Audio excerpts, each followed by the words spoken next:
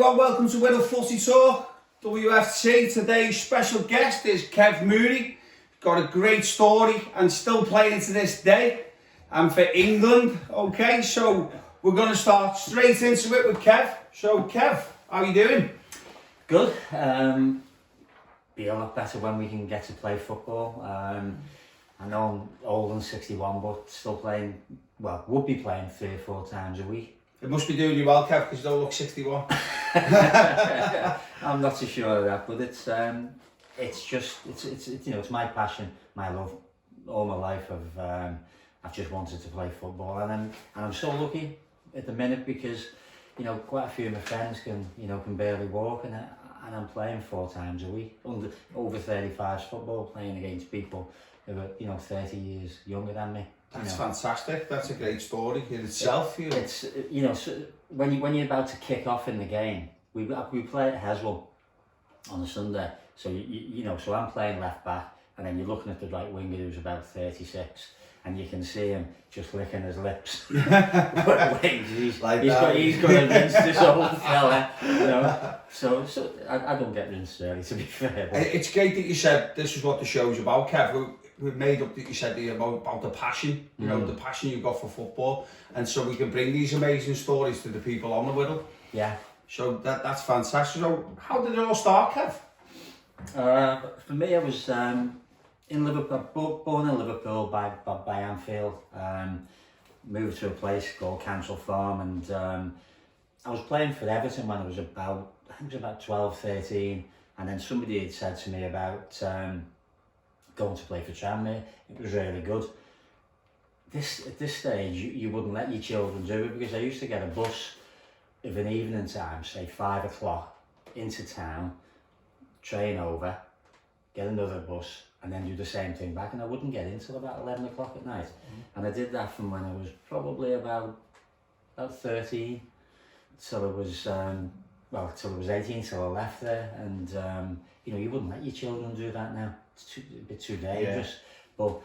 But football, I didn't do any qualifications in school. I was always just football. That was football was it's been my whole life. It's been other bits and things I've done differently when I had my own business and that, but football generally for me is just it's just my life. So you said about Tranmere there. So what actually made you get into football itself? That you thought, I like the sport. Was it school? Was it? I think it was. We were born by Anfield. I lived by Anfield, and so we just used to play spot the ball, and it was just something. I just loved playing football, and so it was every day. Every day was football, and then we went to this place called Council Farm, which is not, in a lot of people's eyes, not the best place to be. But the football league there was fantastic. So they had, I think it was under 8s, under 12s, and under 16, and we played like 10 years of football with the same players. Dave Fairclough was one of the players up there, and it was really good. And it was, but when I got to about 13, I went to play for Tranmere, and then just played in the A and B teams, and really enjoyed it. And what was the standard like then? The A and B teams? It was really good. Yeah, it was really good. And I played that all the way through. When I got to 16, I was offered an apprenticeship by Tranmere, which for me is just living the dream, playing football every day. But unfortunately, I think they were going to pay me about £14 or £15, but it was going to cost me 16 or 17 just to travel over there. So you're giving an IOU? So, I came from a working class background in Liverpool, so you're not going to do that, son. In the best possible way. So I just played, still used to travel over Tuesday and Thursdays, and then played on the Saturdays. And one of the people who gave me a lot of inspiration was Mark Palios, because Mark was a part-time professional, because he was an accountant. So he used to come on the Tuesdays and the Thursdays and train with us, and he always egged me on, tried to make me be better. and you know he's doing a great job now for Yeah, us. now he's the chairman of Tranmere, yeah. You know, Yeah. he's a good person as well. You Yeah. know, and he's doing. You know, he was getting some grief, wasn't he, about 2 months ago, 3 months from the supporters. But now he's turned everything around, and it looks as though you know they're going to do quite well. I think they're just below, aren't they, promotions? They're touching, aren't they? There's a lot of games to play still, but they'll be there or thereabouts. Trip to Wembley, so the Rovers are flying. They're going really well. So it doesn't happen at Tranmere. So what are you thinking then? Well, I wasn't going to break through or to be honest. So what I decided, somebody came from Bangor and said, you know, would I go to them? I think I was about 18 then. So I signed for Bangor and really enjoyed it. Played left midfield, not fullback, which is what I usually played. And we had at that stage we had a great team, and then I was there probably about 6, 7, 8 months, and then there was about 4 or 5 clubs who wanted to sign me. I eventually chose Berry, and I think it was not bad money then. It was about 6.5 grand, 7 grand fee, transfer fee. But it didn't really work out for me. When I got there was a manager. Way back then, you had to sign at a certain date before you could play in the first team. And I think it was after I got signed after April. Me and Neville South all got signed the same week, and so we just played the Central League. You know, and I remember playing my first game at Turf Moor, and the manager came to see me, and we were talking about football, and he was saying, I said, you know, I know I'll make sure to start practicing now on my right foot, because I'm not predominantly, I'm just totally left-footed. And he said, look, you know, not bothered about your right foot. He said, you've got a wand, just practice doing that and stay on that. And he was great, and I couldn't wait to play in the first team. But unfortunately, he had a bit of a beef with the board, and he didn't give him a pay rise, and he sacked him about just in the pre-season element of it. And you know, I couldn't wait to play, but unfortunately another guy come in called Jim Eiley, and he didn't really want to play young people. He was quite an old guy himself, so he just played all the lads who were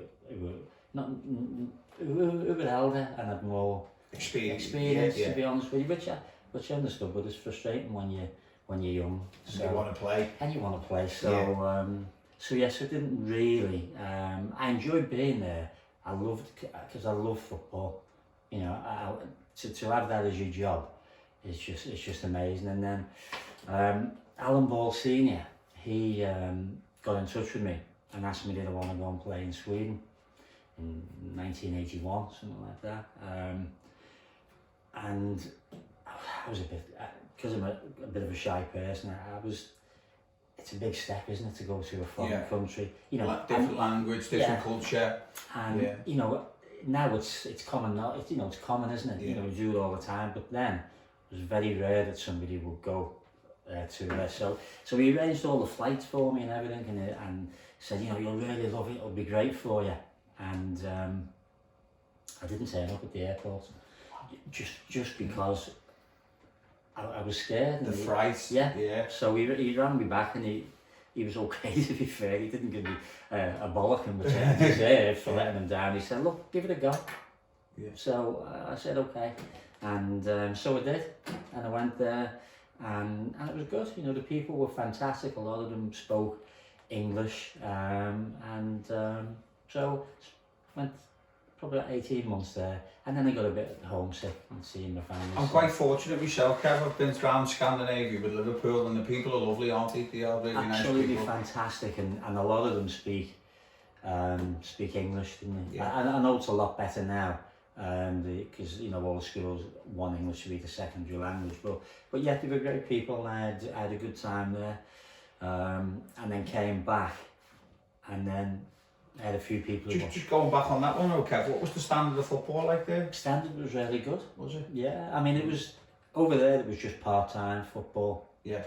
So there was me and a guy, you know, some Steve Gardner, I think his name was. I think he played at Ipswich.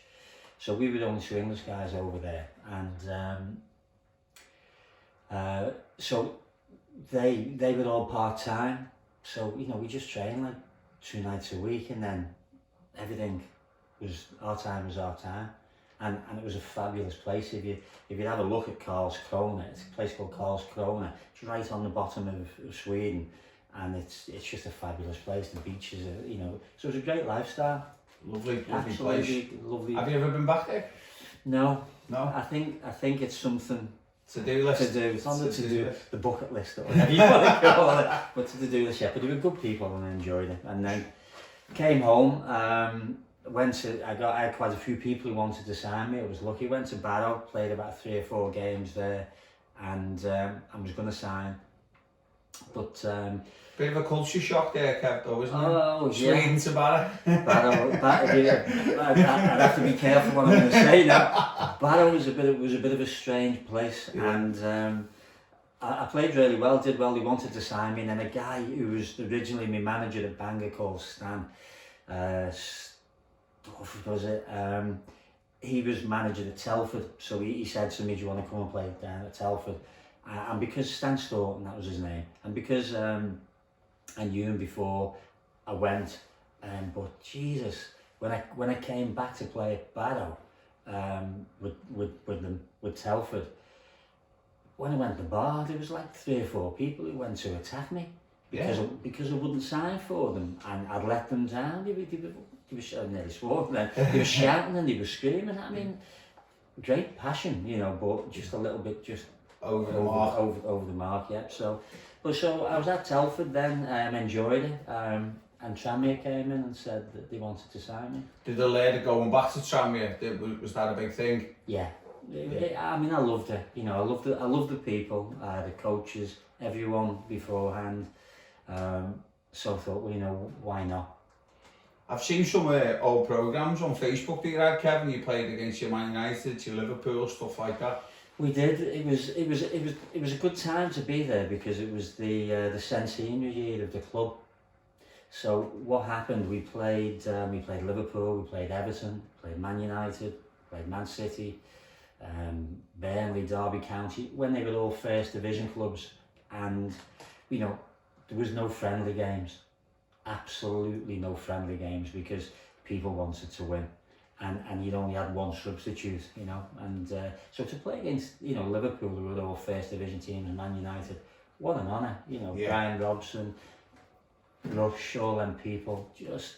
Were the grounds full like as well, Kev, because we come out to see the big players? They were, but the big leveller 25 years ago was the pitch. Ah, yeah. Now it's not, you know, most pitches aren't looked after. Yeah. Then, you know, but Liverpool, they were just amazing. You know, I remember we played them and we had a corner, and Grobler came out and he was just about on the 18-yard line, and Souness went and he threw the ball over them and he knocked it out to the left wing and then knocked it in, and then Rush just walloped it into the top corner. Just 4 or 5 passes like that. Amazing. Yeah, you know, but it was an honour to play against them. You know, we played Wolves in an FA Cup tie as well at Tranmere, and dominated it, and we should have won that one really. But I've got to tell you now that we've moved on to Tranmere. I remember playing my first home game at Tranmere, and the family all came across from Liverpool. So the first half I was playing left back, and it was the main stand was there, so I was there. So all the supporters were sort of that, and this was the away supporters. And I think we came in, we were winning, I think it was 1 or 2-0. And I'd played really well in the first half. And then we turned around, and years ago we used to wear these things called slips underneath our shorts, and then the shorts were very short. Very, very short. So I'm playing left back, and so I'm about here, and so the crowd are probably 6 or 7 feet away, I'd say that way. So I went into a slide tackle and somebody caught the slip underneath my shorts, so it was bothering me.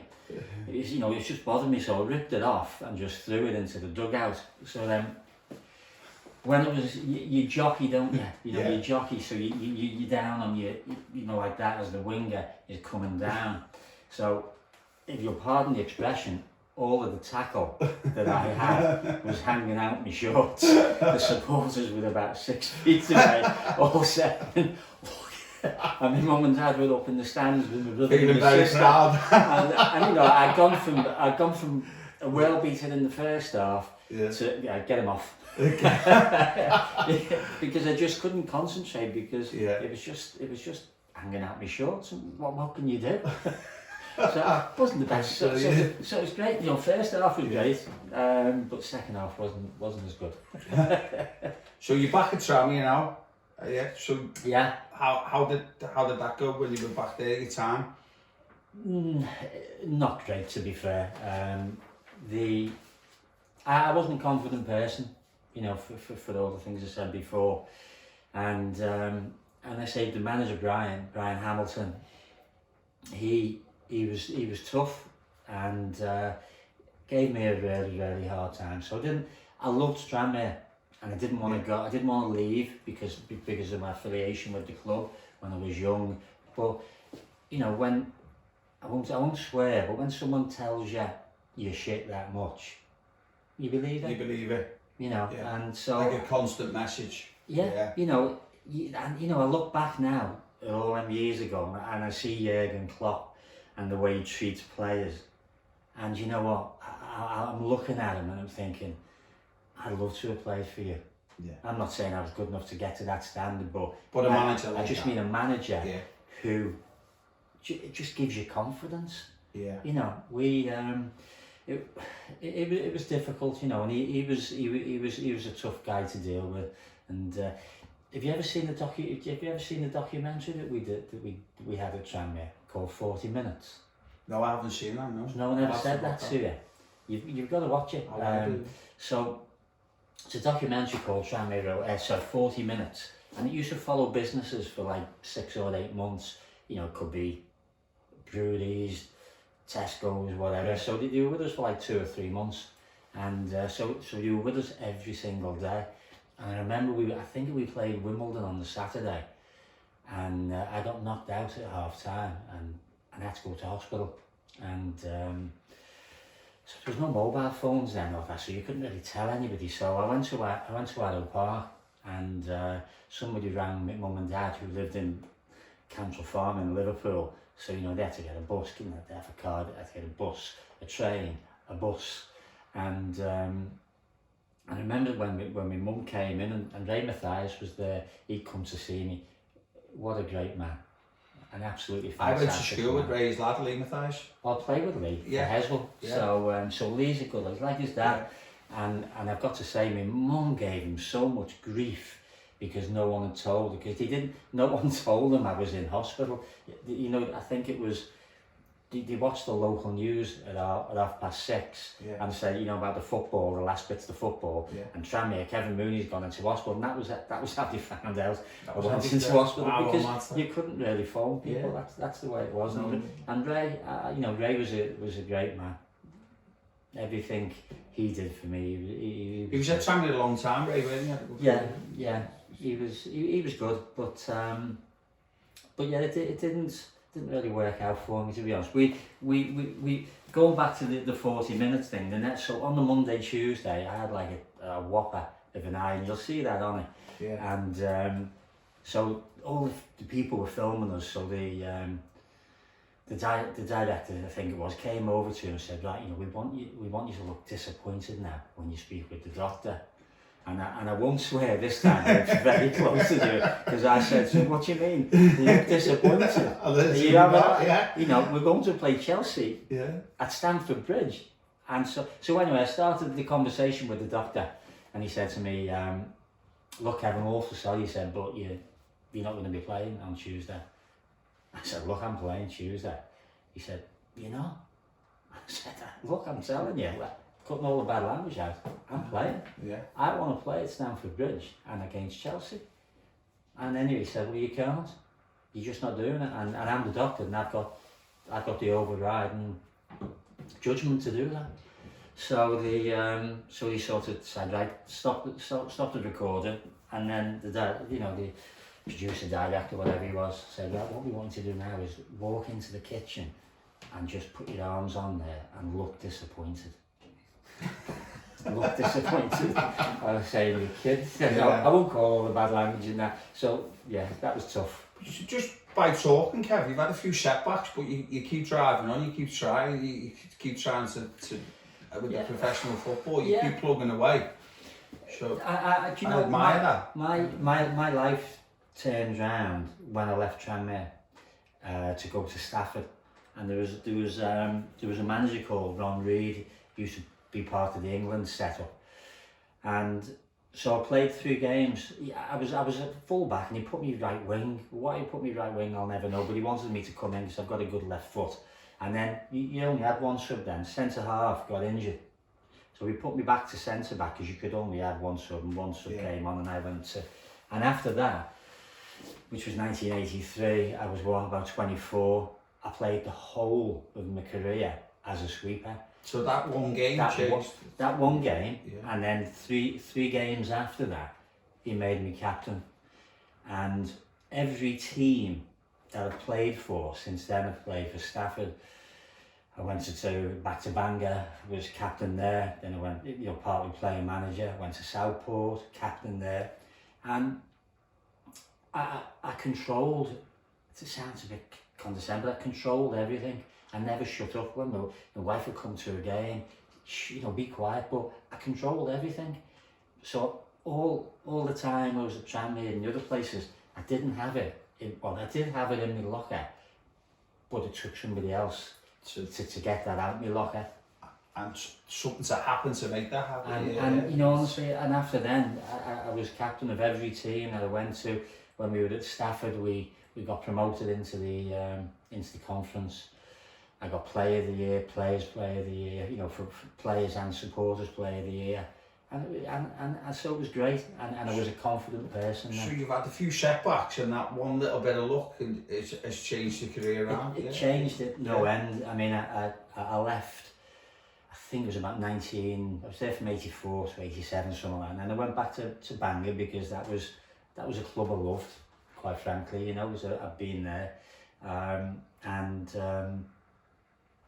I enjoyed it there. And eventually, after about 6 months, 8 months, 12 months, whatever, John Aspinall was captain, and then he left, and then I got made captain there. Eventually, did a little bit as player manager, and then went to Southport. And Southport, I was, when I went there, I was made captain. I got Player of the Year, supporters, and players as well. So I had a really good career after that. Nearly got into the England squad. Had a trial. Didn't play my best game, to be fair, but my career just changed, and I was really successful. But more importantly, I enjoyed it. Yeah, that's the most important thing. Well, it is, and for me, I've got a full-time job now. I work hard, but the only time, in fact, the only time I switch off from work is when I play football. So when I'm home and I'm sitting watching the TV or something, I'm watching it, but I'm thinking about what I've got to do in work and things. I've always been like that, unfortunately. Yeah. And so we watch something the next night. My wife will say to me, "Do you remember what happened last night?" And I'll say, "Oh, of course do, yeah." And then she'll pause and say, "Well, go on, tell me." I haven't got a clue. Do you want a conversation? So for me, the only time I can switch off is when I play football. And now, with all this lockdown thing and that, it's tough, So, hopefully 29th. When you say about lockdown, because we haven't spoken much about it on the show, is that mental and the social as well? Yeah, it's tough. Yeah. I find it, I'm desperately. I mean, I'm working quite a bit from home, but with an evening time, I train, and then I've been doing 800 squats a day. I've been doing 400 sit-ups a day, and press ups and that. just to keep fit. Yeah. But I need to get out and do a bit of running and that, to be fair. What about mentally, though, Kev? How do you feel mentally? Because Tough. it affects us all in different ways, doesn't it? Yeah, it does. It is tough for me because football's been the biggest thing in my life, don't get me wrong. You know? With no disrespect to you, Kev, do you feel like you're missing out, you're getting pinched a few years because you've only got a few footballing years left? Yeah, that's the thing. If this happened to me 30 years ago, I could cope with it. Yeah. But, you know, last year we were supposed to play in June, in the Seniors World Cup in Thailand. We've had an over 50s one in November. I haven't done any of them. Wow. So you know, so for me, these are years I can't. I don't want to waste. You know, I want to play. Just going back on your career, Kev, what was your best game ever? Your best game where you think I played really well, and you think that was my best one? I was gonna say I had so many, but I'm definitely not gonna say that. I think what was a sweet moment. Remember when I said to Barrow and I went back and they were all threatening me. Yeah. We went to play up there with Southport, and I scored a goal from inside our half. Yeah. Yeah. So he was to kill you more. Well, you know, yeah. I still went for the drink after. Still went for the drink in the bar. But yeah, so that was one of the good ones. But I think at Southport, you know, when we had a great team. I think camaraderie, team spirit is just key in football. The togetherness. Unbelievable. And when we went to Stafford, the first 4 or 5 weeks we had a different manager, and we had people from Liverpool, we had people from Leeds, we had people from Stafford, and before the game and after the game, you'd all be in pockets. And then when we were having a drink, all the lads from Stafford would have the drink, the lads from Liverpool would have their drink, and then the other people from Leeds over everywhere. So all segregated, and then this guy come in called Ron Reid, and he just wouldn't have that. And we just had a great team spirit and ethic. And you know, that season, he come in halfway through the season. That season we did really well. And then the following season, you know, we got promoted into the conference, and it was great. And I think we had Ed Wheatman was the chairman. You know, all the hall you think Wheatman Hall. Did you think? Yeah, I think I've seen him. Yeah. He was the chairman. I remember when I was going up to get the Player of the Year award, he said, "This is the best thing anybody's ever said to me in my whole life." I think he pulled me to one side and he said, "You know what, Kev?" He said, "I haven't got a son." He said, "But if I had a son, I'd want him to be just like you." What a compliment. And I thought, you know, what a great thing for anybody to say to you. Great thing to hear, yeah. You know, and that, you know, it's been a bit emotional as well. It was. I walked out 7 foot tall, you know, and I couldn't wait to come back. And, you know, he's just he's a very successful man. Probably ruthless, you know, at times because he's got to do the business. But you know, that was one of the best things. So Stafford was a fantastic. All the football after Tranmere was fantastic because it was successful in every club that it went, and got the rewards for it. Tranmere loved it, but it just wasn't for me because of the circumstances. You know, different manager. It might have been different. It might have been different. Well, yeah, I would hope so. So, just what you said about your best game ever, what about the best player you ever come up against? Especially as a defender? Steve Coppell was good, but I thought I had him in my pocket, to be honest with you. When Man United, did okay against them, yeah. Souness. Souness. He was good. I mean, obviously not good. That Liverpool team. That Liverpool team. Great players. Yeah. Brian Robson. Yeah. You know, what a great player.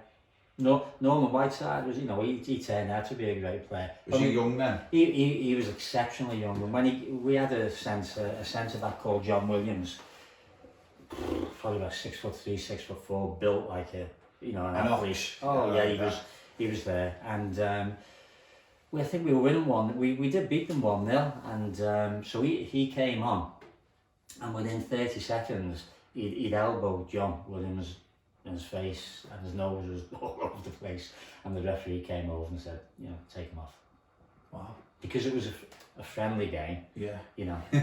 But no games then were friendly. No. When we played all them teams, Liverpool, Everton, United, City, everything was a competitive game. So where were we up to then, Kev? We were up to when you went to play for Chorley?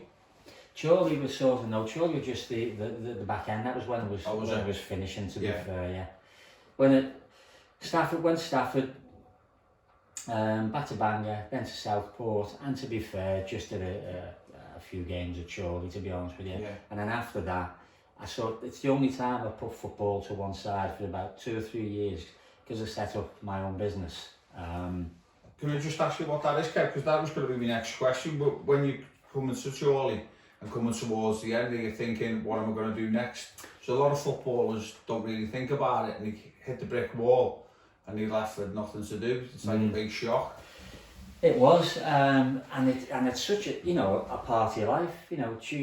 Tuesdays, Thursdays, Saturdays. Yeah. It's so for me after that I had to get some qualifications, and that's so I had to do a degree, which helped me an awful lot confidence wise, to be honest with you. And that's the only time I took a break from football.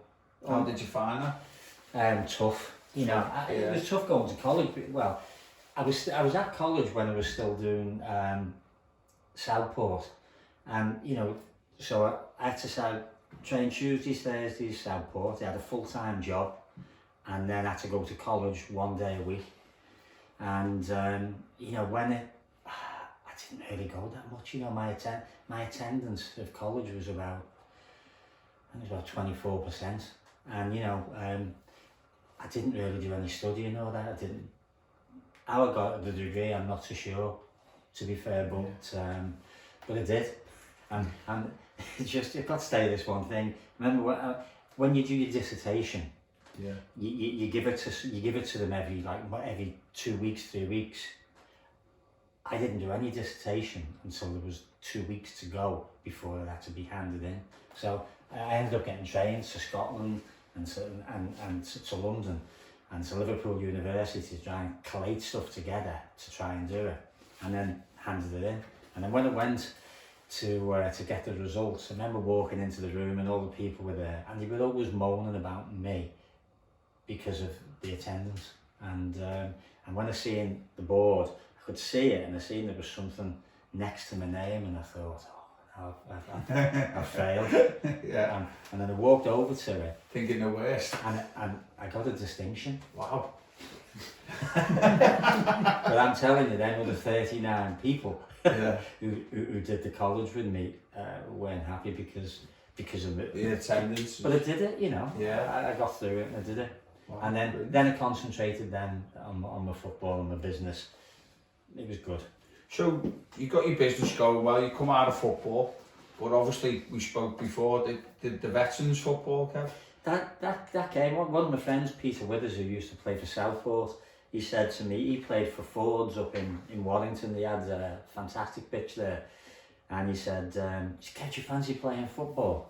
And I said, "Yeah, well," I said, "I'm busy in that." I said, "But, I'll consider it." And he said, "Well, look, come and watch this game then." So we went up to watch the football. And, it had a nice bar up, so we were looking down, and I was thinking, I was about 40 then. I think, have I got it in my locker to do this? And this guy took a corner. And when you take a corner from the right hand side, you sort of have it on the goal line, and then you'll hit it in. Yeah. I seen this guy take a corner, and he was going to do it from that way. So where you've got your corner and you've got there, he kicked it that way, and it went out for a goal kick. And I said to him, I'll play. I've got a chance. I've got a chance. If he's going to do something like that, I'll play. I was trying to work out what was going on. So I did it. I started doing that, and then they started all the over 35 football and that, you know. And then I played when I got to 50. We played a game in Liverpool, and at 50, I was still really fit and quick, you know, for somebody who's 50. So we played a game against Harrogate, this team Harrogate, and they beat us 1-0. It's called, it used to be called the Umbro Cup. So you played all teams from all over the country, and then you get to the final if you got there. And then about 3 or 4 days later, I got a phone call from him saying, you know, my name's Paul Bell, I'm the Harrogate manager from Sunday. You know, we're going to a World Cup tournament in June. This was about March, April, something like that. A World Cup tour, so do you fancy playing? So did you think it was a wind-up? I told him, yeah, I told him so because I thought it was one of my mates just messing, having a laugh, because, you know, banter, people do that. He said, look, well, give me your email address, and he said, you know, you might, and I'll send you it, and you might believe me, and I got the email. And you knew it was legit then? I knew it was legit then, you know, so we did, so that was when I was 50. So what are you feeling there, Kev? Because you just played that game with the fella couldn't take a call, and next minute you get an email to play for England. I know. It's fantastic. It was just unreal, and you know, some great players who've been Lee Lee's been Barry Hales, you know, good players, really good players. It was a bit of a strange the way they do it. They're trying to promote it for people who are getting older. Yeah. And you know, that's real big now, isn't it? With, you know, the walking football and everything. So you used to have used to be 4 players from 38 to 45, 4 players from 45 to 50, and then 3 players over 50. And then all the other countries did the same thing. So, you know, if it was 38, it could be coming up against somebody who's 55. So it just balanced the game out. Yeah. And, you know, we won the World Cup with them 3 times. You know, and it's just amazing, you know. And one of the best things is the people in Asia. It's always Asia. Yeah. And, you know, we go into the schools and we see all these little kids who are this side, that eye. And, you know, they think we're really famous people. So, you know, and some of them are. Yeah. Some of them are really famous people. But they just make you feel so special. Yeah. You know, and then we do 2 coaching days with them. And it's just, you know, when I thought all the football was gone, you know, that part of it was just. Do you feel when you're coaching in places like that you're making a difference, you're giving something back? Yeah. Yeah. You know, they just appreciate it so much, and for us it's great. You know, still playing. You know, we've got some Peter Beagrey. What a great player he is as well. You know, he's a good player. Does he still do the flip? No, but you know what? I'm jumping a bit here. Yeah, we played against Harrogate because we play in Umbro Cup all the time, and we played down in Harrogate an away game, and I was playing for this team for Liverpool. So at half time, he destroyed our right back, absolutely destroyed him. And I said to him, so I had a word with the right back and said, look, when you're marking him, just look at the ball. Don't look at his feet or his hips or what he's doing, because the ball's going to be where the ball's going to be, because he was doing, you know, he's a great player, isn't he? He was doing this and that, and he was diving in. So I was playing left midfield that game, and for whatever reason he came over to the right hand side, and I was marking him. So he went to take me on and went to cross it once, didn't do it. He come back, went to cross it again twice, didn't sell me. Did it the 3rd time, didn't sell me, but he got me on the 4th time. I thought, he's not going to do it again. And he did. That's a great shout though, for when you're coaching with the kids as a defender, Kev, you know, keep your eye on the ball. I think it's gone. Honestly, I think the art of defending, you know, when I was watching Liverpool play the other day, I think to myself, even at my age now, they wouldn't do that. I wouldn't, you know, where people just put a through ball, you know, I'd cover it. I can't understand why it's so easy. You know, that's the way the game. You know, you're a coach, so you know all about that. And I think the game's changed so much, but I think we've made it sometimes a little bit too complicated. Just you know, normally in the past for me, 2 against 1, there'll be 2 of us. So the 2 of us aren't standing in a straight line. I'll be behind you, and if he gets past you, or there's a through ball, I'll get it. We spoke about it with past guests, like you know, modern trends and stuff that you have to do and you get involved in. And we always say, don't we, really, like, oh, it's old school or it's new school, but the playground's still the same, isn't it? Well, it isn't. You know, one of the things I think is the keepers. You know, sometimes I remember Liverpool. Oh, it was the keeper who we had about 2 or 3 years ago when we went to play. It was, Migley. Yeah. When we were at Wembley, I think it was, and I think it was Tottenham he played, and when he came running out to Kane, and he just tapped it. If he just, you know, sometimes if you stand on the line, you know, sometimes you make the decision for the forward, you come streaming out, so you know what you're going to do, you're just going to pass it the other side of him. Stay on the line and make him, he's got to make a decision then. And I think that's one part, you know, I'm a dinosaur and I accept that, but you know, football's football. It's still the same game as it was 20, 30 years ago. Yeah. But I do think, stay on your line sometimes. Yeah. You know, when Ederson did it against Tottenham this season, you know, he come screaming out, didn't he? And then he just went past him and knocked it in. And he did exactly the same thing 10 minutes later, but Song had a really bad touch. And if he'd have had a good touch, it would have been 2. Yeah. And I think just sometimes, just stay on your line and let him make a decision. So, can we go back to the World Cup then? Yes. Yeah, go back to that maybe, because this is amazing, this for me. So you say they won 3 World Cups. 3, that's amazing. And do they make it like a proper tournament, or proper, like, it's an occasion? Like the World Cup? Yeah, it's great. When we just tell people how it is, Kevin, when we get there and stuff. First time we got there was about 8 of the teams, all on the coaches and that, and we went to an opening ceremony and that, you know, all the Thai people were there, and it's just special. I can only say it's just so special playing against the teams. It doesn't get any better, does it really? Who's the favourites, Kev? Are England up there? We're favourites. Yeah, mostly there. I mean, we've won it 3 times and we've come runners up twice as well. But you know, it's with that, is there a big expectation when you get there and stuff?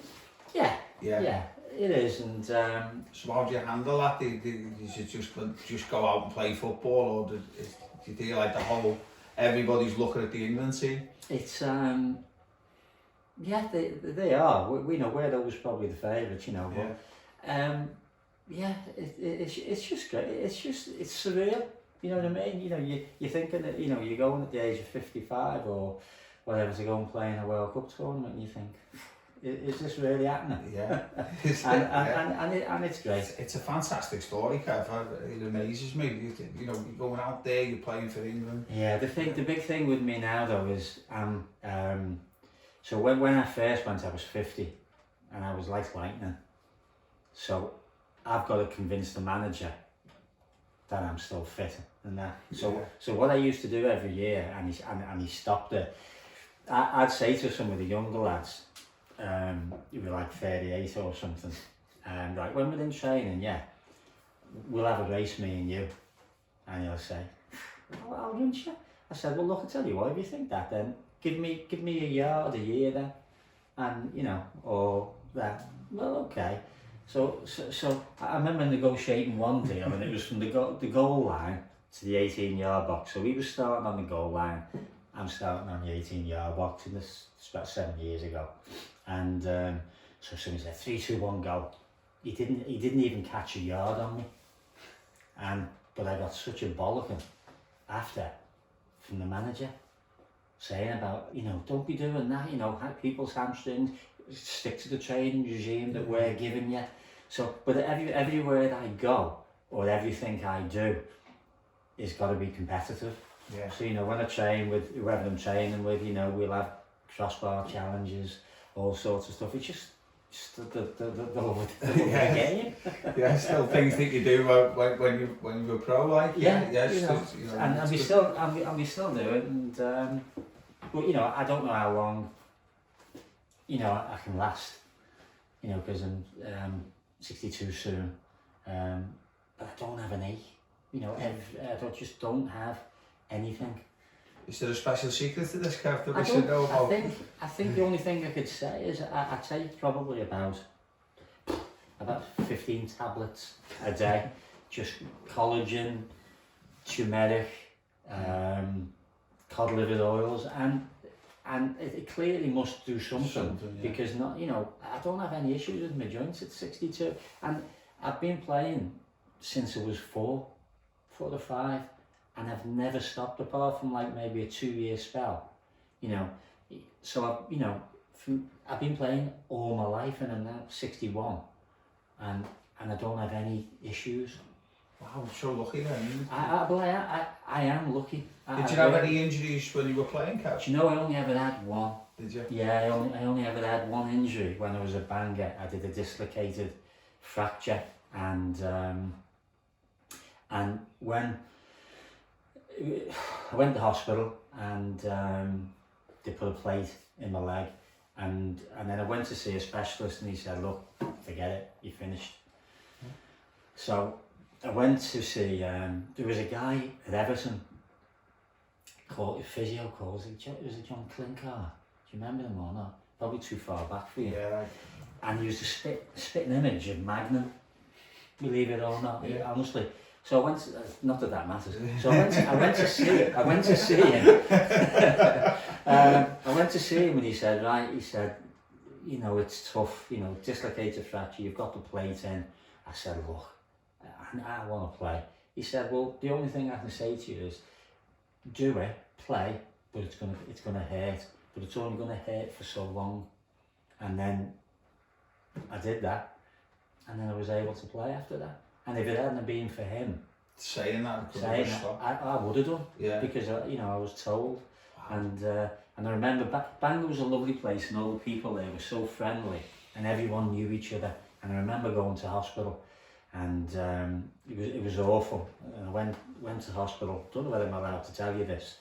So I had the operation, and it's the following morning, and what men normally do first thing in the morning is, you look just to make your tackle, it's still there. and I remember putting my hand, I thought, something's not right here. I thought, what is it? What's going on? And then I had a look, and they put a bloody bow. The nurses who took me down and put a bow. And I thought, gee. Just, everyone in Bangor, everyone, Yeah. They were all looking in, waiting for me to do it, and then all laughing their heads off. So, yeah. I've been to Bangor a few times, like when CNS played there, when we made Tommy Owens played there, and he played in the old ground, and it used to get chocker. Used to get a big fan base there, didn't you? Yeah, they were brilliant. Massive. Brilliant. And they are so lucky. Three teams, Bangor, Stafford and Southport. Just a camaraderie and team spirit. Normally you don't. I had that in 3 teams, and I've been so lucky to have that. Three sets of great players, but attitude. And everyone covering each other. Everyone covers each other's back. It's just brilliant. So, just looking back over your career, Kev, any regrets? Yeah, definitely. Not being strong enough to cope when I was at Tranmere. Yeah. And just general, just to be strong. It's great to, to have a strong personality. I never had that because of the affliction that I had when I was young. Yeah. It was just, it's just the way I was. We had a guest on, and he said, like, he'd see players coming in from other clubs, and he'd say, oh, he's been at Wolves, and he'd been at that, and he goes, well, I've just come from amateur level, really, am I as good as him? Thinking that. And then he said that took him back, because he never thought that he could ever be, and in the end, it was too late when he did think that, when he thought, well, I'm just as good as you anyway. But like when you moved to centre-back, and you knew you could cope, so Is that a regret with not having the confidence early doors? Oh yeah. Yeah. Honestly, I mean,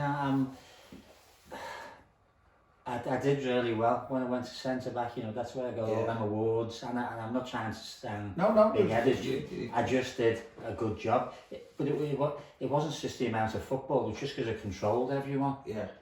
And just told them what to do. And, you know, if the left back wing was coming down, just show them down the line. I'll be there. And I controlled, and that's why I was captain of everywhere. And it just grew that confidence. And that was brilliant. So, what's happening in the future for Kev? Good question, that one. Yeah. Well, I'm playing for England. There's different factions of what you are. So there's the England veterans. Yeah. So will it make that this year? I don't know. We'll see, because I'm 61, and the manager will think he's too old.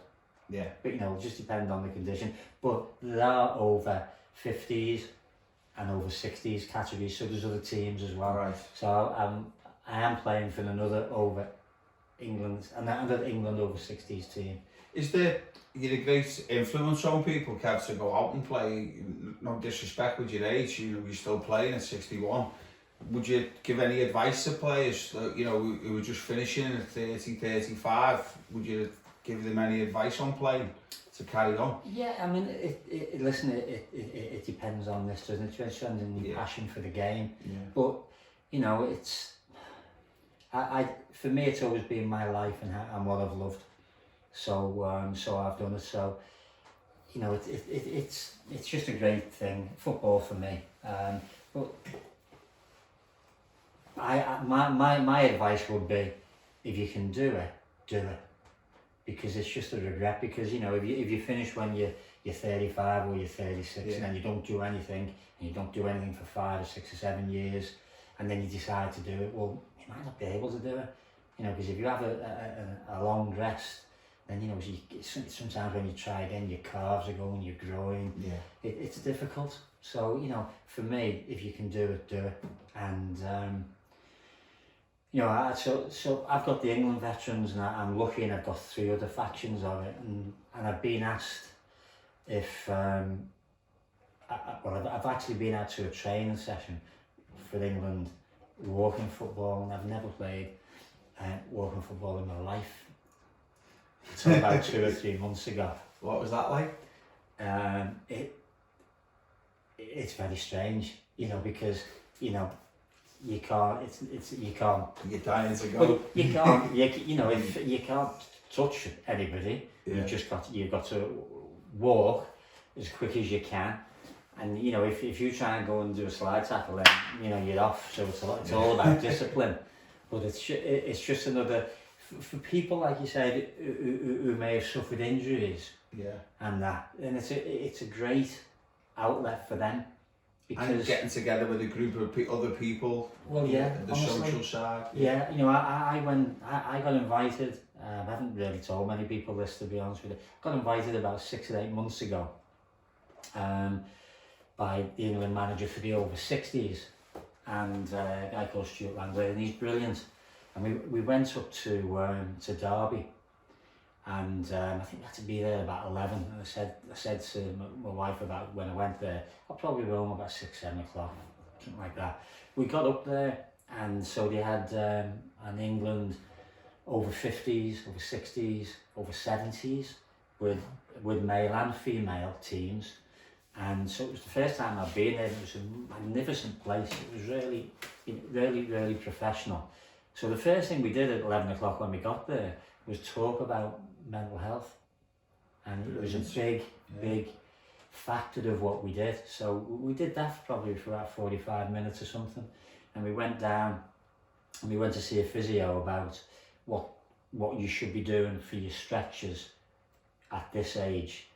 You know, not doing what you were doing, and, you know, don't continue what you were doing when you were 22, because you're a different person now. Yeah. So we did all that, and we had a massage, and then we went back and spoke about mental health, and it was about 3 o'clock before we actually got out to play football. And so we played 3 games when we did it, and then when we went back up into the room, and spoke about mental health again, because basically what they were saying is there's people there who will think that they've had a bad game.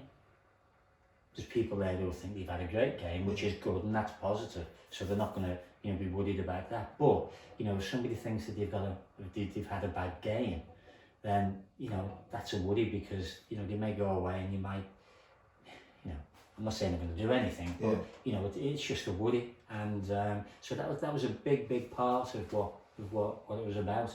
And it's true, because some people, you know, they'd ask me, how did you think you played? And I played okay. I was the over 60s, but I was actually playing in the over 50s. And I did okay, to be honest. But there's other people there who think they might have done well.